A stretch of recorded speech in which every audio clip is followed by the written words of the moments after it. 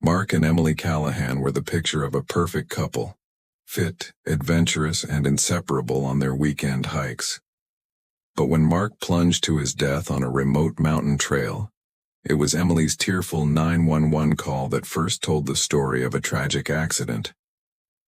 What no one knew was that the real story wasn't written in blood or on the rocks below.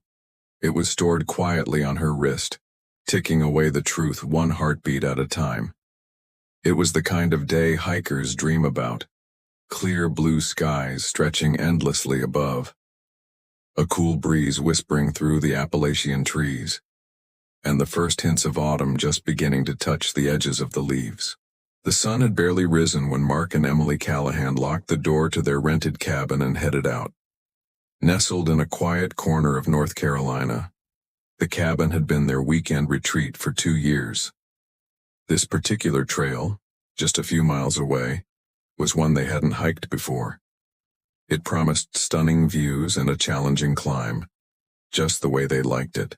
Mark, 34, was a fitness trainer and an experienced outdoorsman. He loved the mountains, the silence, the way the world seemed to disappear beyond the trailhead. Emily, 31, worked in marketing and had taken to hiking after meeting Mark. She often posted scenic photos online, accompanied by poetic captions about love, nature, and adventure. Together they looked like the perfect couple, fit, smiling, always in motion. They started early to avoid the afternoon heat. Emily packed trail mix and water, while Mark handled the navigation. Everything about their morning seemed typical for an active, outdoorsy couple. They parked near the base of the trail and checked in at a ranger station, just as required for anyone heading into this stretch of wilderness. There was nothing unusual, nothing to indicate what the day would hold. Hours later, a 911 call would shatter the peace of that quiet mountain. Emily's voice came through the dispatcher's headset, shaky and breathless. She claimed Mark had slipped off the trail, lost his footing near a rocky cliff edge, and plunged into the ravine below. When emergency services arrived, she was sitting on a boulder, dirt on her hands, tears streaking her face. She pointed them toward a steep drop surrounded by thick brush. It took the rescue team over an hour to locate Mark's body. He was found about 60 feet down, wedged between jagged rocks. The fall had been fatal. His head and neck showed signs of severe trauma, consistent with high-impact contact. The area was remote, the terrain rugged. It wasn't hard to believe that one misstep could lead to disaster. The responding officers took statements and documented the scene. Emily told them they had taken a short break to admire the view. Mark had ventured slightly off trail for a better angle. Then the ground gave way. She said she saw him fall and scrambled for her phone. The account sounded plausible. Nothing in her initial report seemed out of place. The weather had been ideal, but the cliffs were dangerous. There were no witnesses, no surveillance cameras, just one grieving wife and a lifeless body far below the trail. Local news outlets picked up the story within hours. "Tragedy in the Appalachians," one headline read. Friends and co-workers expressed their shock. Mark was remembered as a kind, disciplined man with a passion for fitness and the outdoors. Emily received an outpouring of sympathy. On social media, she posted a black and white photo of them on another trail, writing that she had lost her soulmate to the mountains he loved. The medical examiner confirmed the cause of death as blunt force trauma consistent with a fall. No drugs or alcohol were found in his system. Emily cooperated with the investigation, answering every question. The authorities found no obvious signs of foul play. To most, it was an open and shut case, a heartbreaking accident in a dangerous place, but not everyone was convinced. One of the search and rescue volunteers, a former detective who had seen his share of trail accidents, noticed something strange. The pattern of injuries didn't quite match what he usually saw in falls from that height. He kept that observation to himself for the moment. But later, when investigators looked more closely at Emily's smartwatch, that quiet suspicion would grow into something much darker. Back at the station, Mark Callahan's death was being processed like many other accidental fatalities that occur in the wilderness. Reports were filed, statements reviewed, and the case was marked as closed pending final confirmation from the medical examiner. It seemed like a tragic but straightforward incident. A man loses his footing on a dangerous trail and falls to his death. But an officer in charge of logging personal effects noticed something unusual when cataloging Emily's belongings. Alongside her phone and backpack was a smartwatch, still powered on, still syncing data to her account. As part of routine procedure, they logged the device but didn't analyze it right away. Days passed. Emily returned home, posting occasional updates online, thanking followers for their condolences and sharing sentimental tributes to Mark. She began speaking with their insurance provider, who required paperwork for the life insurance claim. Friends close to the couple noticed she seemed distant but attributed it to grief. Meanwhile, the smartwatch sat quietly in an evidence drawer, until an officer with a background in digital forensics decided to examine the device more closely. When the data was downloaded and synced with its paired app, the logs revealed something that didn't quite align with Emily's story. Her 911 call had been made at 2:46 p.m. She had claimed Mark slipped just moments before, that she had immediately tried to call for help. But the smartwatch showed a sharp spike in her heart rate at 2:18 p.m., nearly 30 minutes before that call. And it wasn't just a brief increase. Her heart rate remained elevated for over 10 minutes before returning to normal, then spiked again shortly before the call was placed. Even more strangely, during a critical 5-minute window, between 2:21 and 2:26, there was no data at all. The watch had been manually placed in airplane mode, disabling GPS and health tracking. Investigators knew that most people stop to turn off their smartwatch while their spouse is lying injured or worse. That detail alone raised questions. Why would Emily disable the very device that could track her location in an emergency? And why turn it back on just in time for the data to resume recording minutes before calling 911?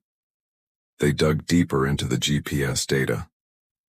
The map traced her path along the trail, but the route she described didn't match her movements. She hadn't stayed at the cliffside after the supposed fall. Instead, the GPS showed her pacing back and forth between the trail and a point higher up the slope, an area not visible from the ledge where Mark's body had been found. This activity occurred during the same time frame the watch had been in airplane mode. The combination of erratic movement, heart rate spikes, and disabled tracking painted a picture of someone who may have been staging a scene rather than responding to a crisis. More inconsistencies began to surface. Her phone AS call log showed she had tried to call someone else, a number that wasn't T and Mark 8's contacts, just before dialing 911. Investigators flagged it, but held off making contact, wanting to build a clearer picture first. To anyone unfamiliar with digital forensics, these details might have seemed insignificant. But taken together, they formed the first cracks in the story Emily had told. Accidents on the trail are common, but digital devices often tell a more precise version of events than memory does. In this case, Emily's smartwatch had continued to collect data even when she believed no one was watching. As detectives cross-checked the smartwatch timeline with terrain maps, phone records, and body recovery reports, the theory of an accident started to unravel. They didn't have a confession, they didn't have a witness, but they had data.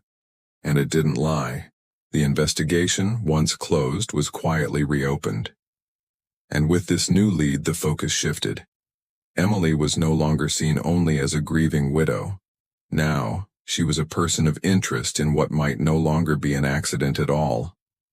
With the case quietly reopened, investigators began to retrace the events leading up to the hike, this time with suspicion. Emily's smartwatch data had turned a seemingly tragic accident into a possible crime, but motive was still missing. Detectives began to dig into the Callahans' financial records, social media activity, and communication history, hoping to uncover something that might explain why anyone, especially a spouse, would want Mark dead. They didn't have to look far. A review of insurance documents revealed that just 3 weeks before Mark's death, his life insurance policy had been significantly updated. The original plan was modest, enough to cover funeral expenses and a small cushion for Emily if something ever happened. But in early September, a much larger policy had been signed.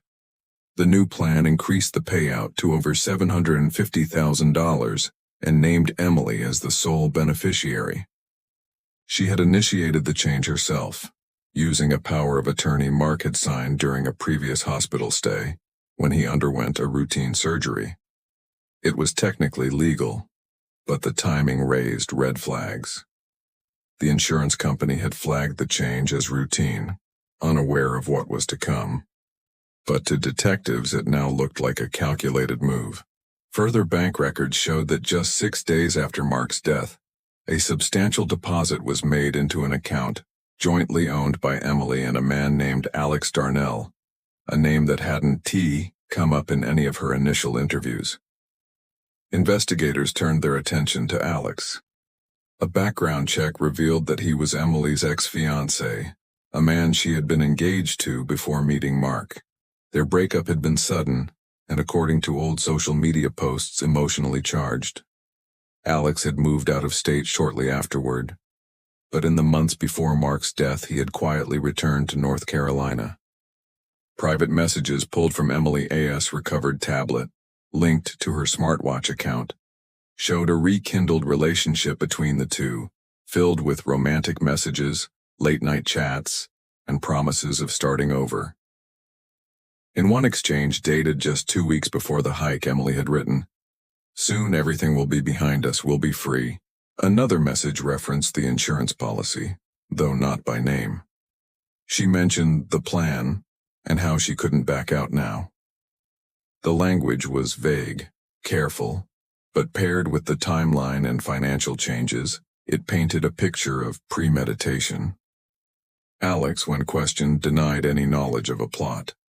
He claimed Emily had told him Mark was unhappy and planning to leave her, and that she would receive a large settlement from the divorce. He admitted to receiving the money but believed it was from a legitimate source. Investigators weren't convinced, but they lacked direct evidence tying him to the incident on the trail.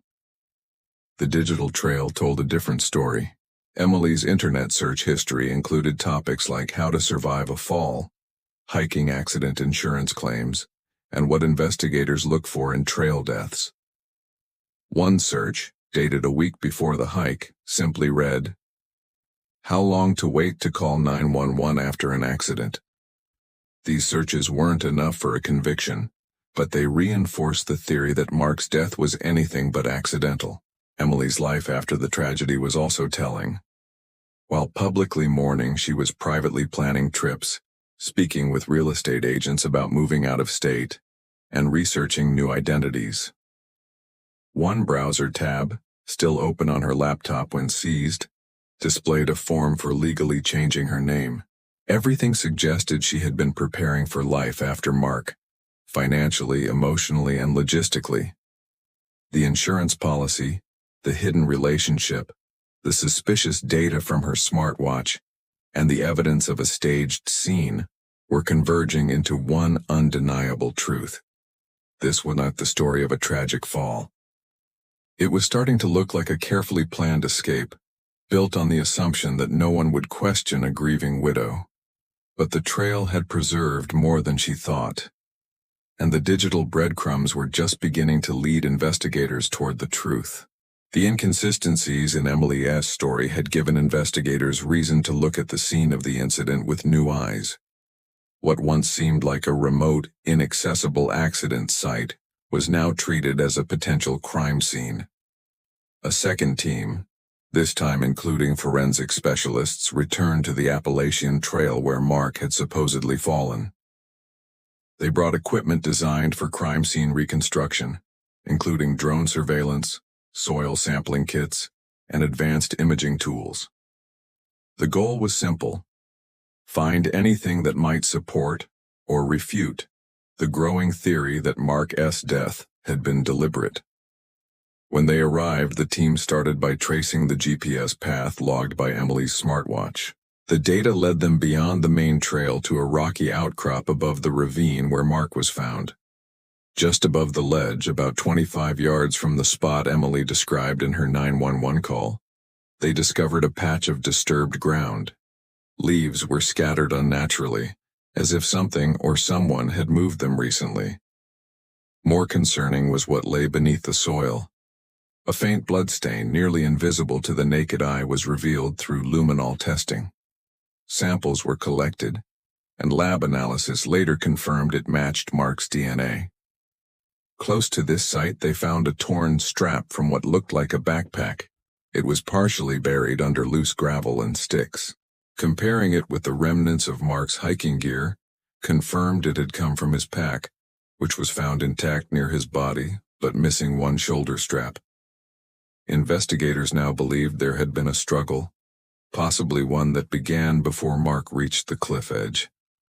Meanwhile, detectives obtained footage from a Firewatch drone operated by the local Park Service. Normally used to detect signs of forest fires, the drone's camera had recorded wide shots of the area earlier that day. Reviewing the footage frame by frame, they noticed two figures hiking the trail at around 1:40 p.m. The clearer figure, walking several steps ahead, matched Emily's height and clothing that day. The second, presumed to be Mark, lagged slightly behind. On two occasions, the first figure stopped, turned around, and appeared to gesture back toward the second. The footage confirmed they were in the area earlier than Emily had claimed. According to her version of events, they didn't reach the ledge until closer to 2:30 p.m., but the drone timestamp placed them there nearly an hour earlier. This raised questions about what had really happened during the unaccounted-for time. The forensic team also used 3D mapping to reconstruct the possible fall. Based on the injuries to Mark's body and the layout of the ravine, the fall trajectory seemed inconsistent with a simple slip. The angle of descent and the final position of the body suggested a push, or even a drop, from a higher point. Combined with the presence of blood above the cliff, this supported the theory that Mark may have been injured before falling, possibly unconscious or incapacitated. Back at the station, detectives started assembling a timeline. They now believed Mark had been led to a secluded part of the trail, attacked and pushed or dragged toward the ledge. The smartwatch's airplane mode, previously puzzling, made more sense in this context. It was likely disabled to prevent location tracking during the critical moments of the crime. Each piece of evidence, though subtle on its own, now formed a chilling pattern. Emily's smartwatch betrayed the exact timeline of her movements. The drone footage undermined her story. Forensic analysis suggested foul play, and her digital history provided context and motive. All that remained was tying it together in a way that could hold up in court. The DA's office, once hesitant, now saw the case in a very different light. With mounting physical and digital evidence, they began preparing charges. Still, they knew a case like this would be difficult without a confession or a witness. What they didn't yet know was that Emily had left behind one final piece of the puzzle, something not found in the forest, but buried in her own technology. The final breakthrough came not from the trail, not from the physical evidence, but from Emily's own digital footprint, specifically a rarely used feature on her smartwatch app. As investigators combed through every piece of data associated with the device, they stumbled upon a folder within the app's companion cloud storage. It wasn't part of her health tracking or GPS logs. Instead, it was a section meant for syncing personal notes and memos, voice recordings, unsent messages, and reminders. Tucked away among mundane grocery lists and calendar reminders was a series of unsent notes that revealed a chilling narrative. These notes weren't addressed to anyone directly. Most were written like thoughts to herself. But their tone changed in the weeks leading up to the hike. One entry, dated 6 days before Mark's death, read, "There's no turning back now, everything is in place, I just need to stay calm." Another, more cryptic, said, "He still trusts me. That's all I need." The notes were time-stamped and synced to her account automatically, meaning they couldn't be edited or backdated. Clear, reliable digital evidence. But it was the final entry, dated the morning of the hike, that removed all doubt. Investigators read it again and again, unable to ignore the implications. It simply read, "Once it's done, I'll wait 10 minutes before calling, just in case." The words were chilling in their simplicity. There was no emotion, no hesitation, only cold, calculated intent. That one line aligned almost perfectly with the delay in her 911 call, the missing GPS data, and the heart rate spikes recorded by the watch. It was the final puzzle piece prosecutors needed to prove premeditation. When Emily was arrested, the public was shocked. Many had followed her story online, drawn in by her posts about love, loss, and resilience. But those who knew her well admitted they'd noticed something odd. She had recovered too quickly, too cleanly. While grief takes many forms, her behavior, booking travel, making financial moves, contacting old acquaintances, had seemed out of step with someone mourning a sudden, violent loss. The trial drew national attention. Prosecutors laid out their case using a mix of forensic evidence, digital data, and behavioral analysis. They walked the jury through the timeline supported by her smartwatch and GPS logs. They showed photos of the disturbed ground, the drone footage from the trail, and the message logs exchanged with Alex Darnell. Emily's journal entries were presented last, read aloud in court in a pin-drop silence. The defense tried to argue that the data was misinterpreted, that Emily's messages were the anxious ramblings of someone overwhelmed by a failing marriage and mental strain. They claimed she had no intention of harming Mark and that any suspicious behavior was coincidental. But the jury didn't see it that way. The entries, the data gaps, the blood evidence, and the financial motives painted a picture too complete to ignore. After 2 days of deliberation, the jury returned a verdict: guilty of first-degree murder. Emily showed no visible emotion as the sentence was read. She was given life in prison without the possibility of parole. Alex Darnell, while investigated thoroughly, was not charged. There was no evidence placing him at the trail or proving he had knowledge of the plan. Still, the court of public opinion didn't spare him. The case quickly became a point of reference in modern crime investigations. Experts called it a chilling reminder of how technology can betray even the most carefully constructed lies. Emily had underestimated her smartwatch, thinking of it only as a fitness tool, not realizing it would become the silent witness that unraveled everything. What began as the story of a tragic fall on a hiking trail had evolved into a murder case built not just on physical clues but on data. Hard, time-stamped, inarguable. The truth had been hiding in plain sight, stored in a device worn on the wrist of the very person who tried to bury it.